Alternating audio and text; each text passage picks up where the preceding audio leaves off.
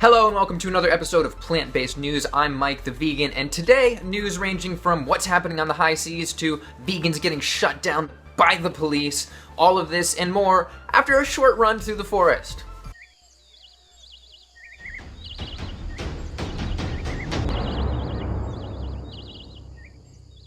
Captain Paul Watson is back.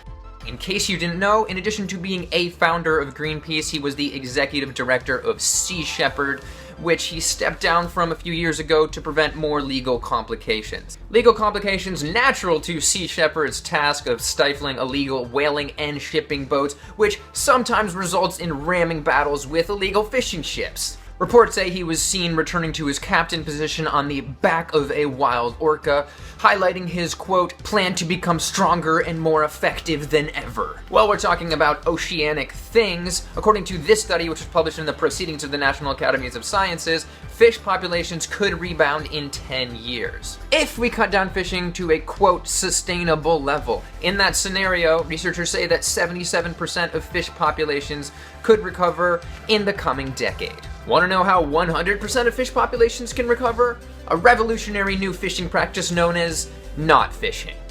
Now to the world of sports. Following in the footsteps of David Carter, the 300-pound vegan, the professional football player Tyrann Mathieu is going vegan as well. Why? He says because, quote, I'm tired of eating poison.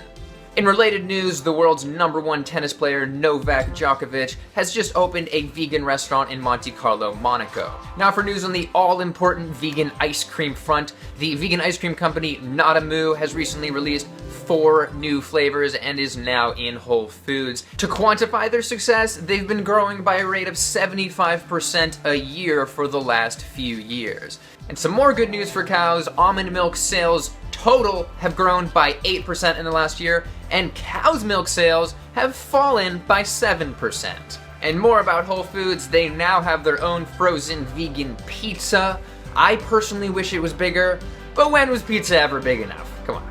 Now to New York, where Neil Bernard of the Physicians Committee for Responsible Medicine is at it again with his 21-day challenge called Kickstart Your Health Rochester, where he's working with local doctors, and here he is on Fox News.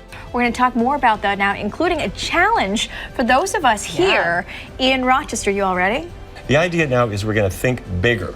We're going to say, wait a minute, get the junk out of my diet. And so for a 3-week period, we say no meat at all, get the meat and the dairy products and the eggs out, and we're going to focus on all the good things. Wow. Vegetables and fruits and beans and whole grains, and it just transforms people. What happens when a 40-seat vegan restaurant advertises free burgers at their opening?